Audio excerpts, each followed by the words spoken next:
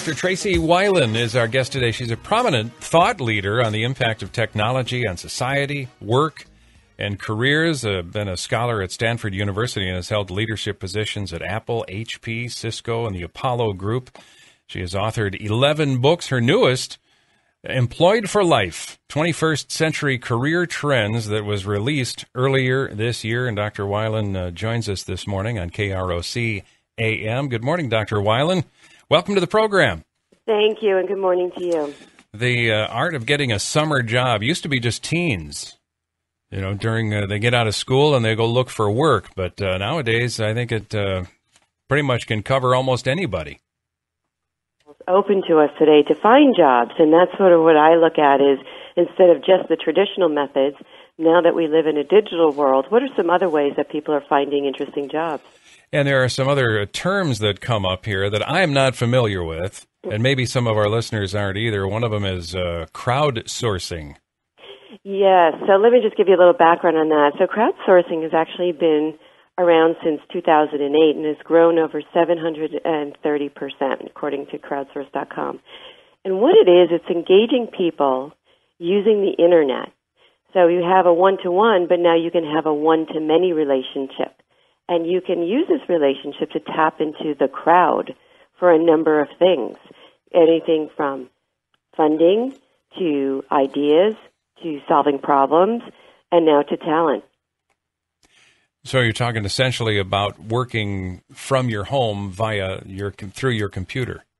Well, it can actually be outside of the home as well. So let me give you a very simple example of crowdsourcing in the job market. I think everyone is familiar with Uber and Lyft, and basically using the Internet and apps, basically on your smartphone, you can reach out to people who have cars, who are willing to drive their car for money, and connect them with people who need rides and are willing to pay people to share their car. And that is just a form of crowdsourcing. They're not working at home because they're driving. Right. But you're connecting with them using the Internet, and even more conveniently, you're using your smartphone, and it's on demand. So it's just a very different way of connecting with people. And this is expanding into a whole variety of other kinds of jobs. And it's also a little bit scary. You never know. I mean, how do you know who you're hooking up with? Well, each of the companies, so, I use Uber, for example, quite a bit. And if you go to their website and actually talk to the drivers, there's a whole list of criteria that a driver has to pass before qualifying, from, the make of the car, the year of the car, the background checks, drug tests, driving, etc. Plus, every ride is documented. Because of technology and GPS systems, I will always know, as will Uber know, where that car is going and where it's been. So if it goes off track, like many times taxi drivers do, you know. There's also this star systems, and a lot of these newer applications use this. It's very customer service centric. I rate my driver, and in 1 to 5 stars, and the driver also rates me. If the driver consistently has low marks, it can be addressed very quickly, and they can be fired. In the same way, if I'm a terrible customer and consistently get very low stars, drivers won't pick me up anymore. So it's a very interesting new system of taking available supply and connecting it with demand using the Internet. Sort of like the way eBay works. Yes, so eBay, Elance, these are all, eBay, for listeners who don't know, is an open marketplace. I have used it, actually. I created a storefront, and I could start international business in a matter of minutes and take currency using PayPal. Elance is another open marketplace, which I also use, where I can actually find talent around the world to do different tasks for me. And sometimes they help me with my videos. They may edit some of my documents. They may crunch some data for me. So these are all early forms of connecting supply and demand in the global marketplace. Very good example. Yeah, amazing that, and you can check out their references right there. Yes, you can. And I think a lot of these newer systems have more checks and balances put into place than in the past, because we do realize it is a virtual world, and we have to address the same issues that face-to-face has to address. But there are some other interesting on-demand crowdsourced jobs. The one that I heard about that some of my colleagues are doing is called gig walk, and it's quite interesting. A retailer such as a Walmart or a BMW or a 7-Eleven may be opening up, for example, a new dealership or a new store or a new supercenter in a location anywhere in the U.S. or in the world. And typically when you open up a center, you may need to send people from headquarters. So let's just use the example of Walmart. You have to send people in from Arkansas to come and look at the store, make sure things are going okay. Are the shelves correct? Are there enough handicap parking spaces? You know, all of these things that you may not think about. Well, instead now they can use gig walk and tap into the local community and hire them with their smartphones to go through the stores and take photographs and film it and then send in their documentation, and they get paid for that in the same way as if you had sent someone out from headquarters. So it's a way a retailer can tap into the local community and put them to work. Sounds like something also you can use your own time frame. I mean, you don't have to, you're not going to be on a set schedule. Yes, exactly. In fact, I was reading about a very interesting crowdsourced highway project where the government actually in the roadways hired people who were positioned in windows, right, where they could film the traffic patterns and send in their video files, and they could sign up for whatever times were convenient for them. So that was a very interesting, because if you think about how difficult it is to monitor traffic patterns and have someone sit there, to have this whole crowd filming traffic patterns for you is a unique way of developing road systems. Crowdfunding, is that, explain what that is, and is that similar to crowdsourcing? So crowdfunding was one of the earlier uses of crowdsourcing.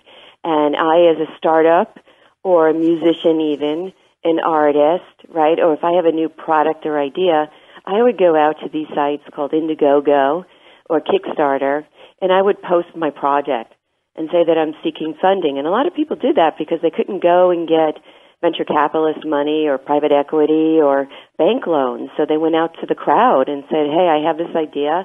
I'd like to develop it. Will you donate some funds? And this became very popular.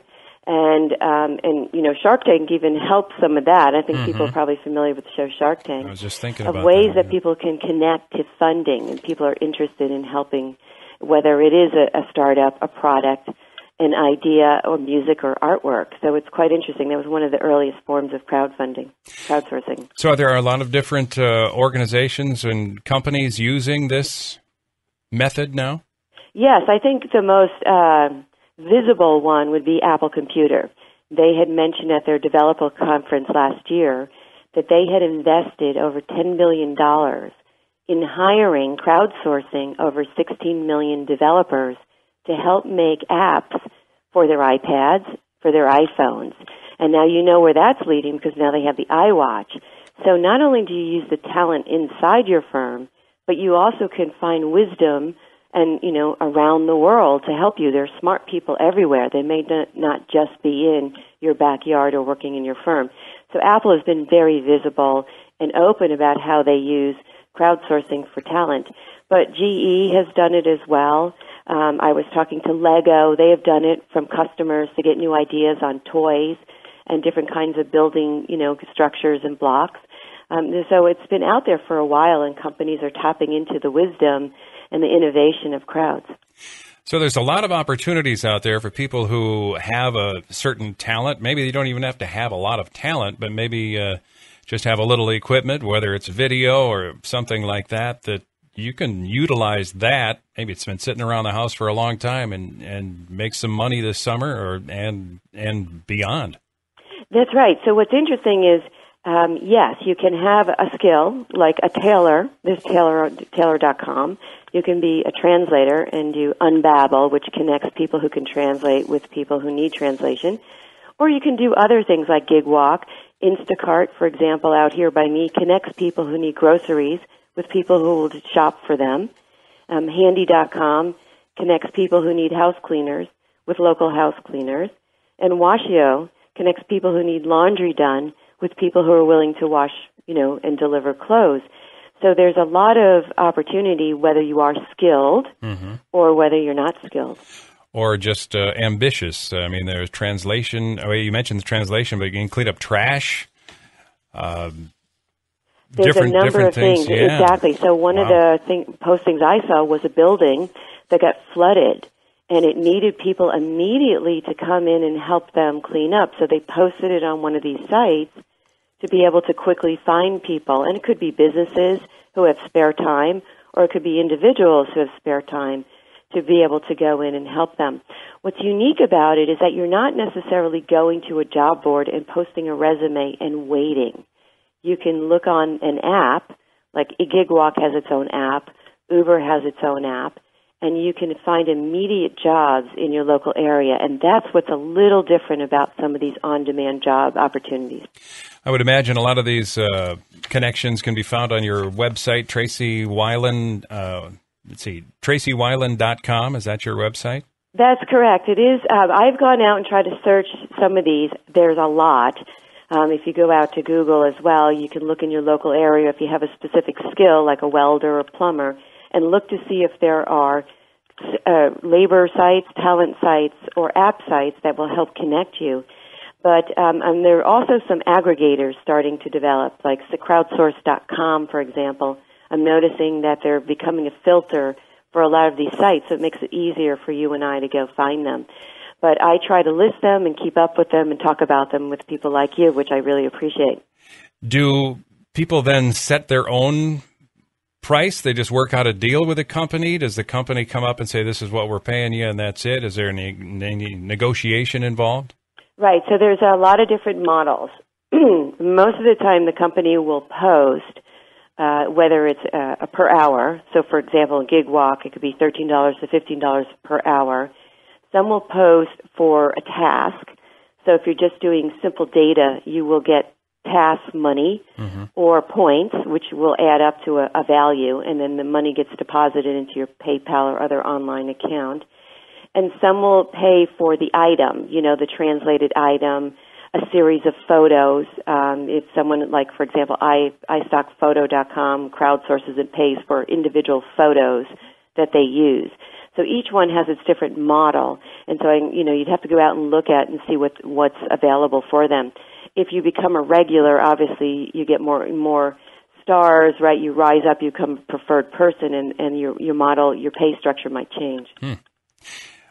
What's the best way for somebody to get started then? I would look and see, number one, if you have a specific skill. If you have a specific skill, like a tailor or a plumber or a translator, then you can go out and specifically look for applications that connect you with supply-demand. If you don't have a specific skill, then I would explore some of these others. If you know how to drive, well, obviously Uber and Lyft have been around for a while. If you have space to share, Airbnb has become very popular and controversial for many people who have extra rooms in their homes or in their apartments that they will share with people for a price, because people travel a lot in the summer and they don't want to pay the price of the hotels.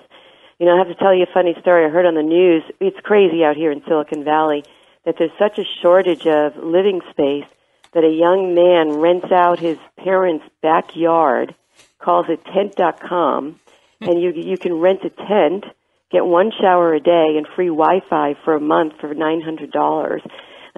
Because, it's just this whole, sharing and what do I have to share and what can I make money off of that I have available to share. It's amazing what, a little imagination can do.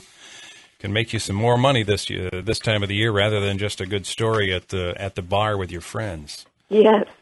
Dr. Wilen is on a corporate speaking tour right now on the topic of 21st careers, and you can be reached through your website, Tracey Wilen, that's TraceyWilen.com. You're also on Twitter and Facebook, at Tracey Wilen, or Facebook, Dr. Tracey Wilen. Just Google the name and you'll get there. We appreciate the time this morning, and good luck on your tour. Thank you very much, and have a great summer.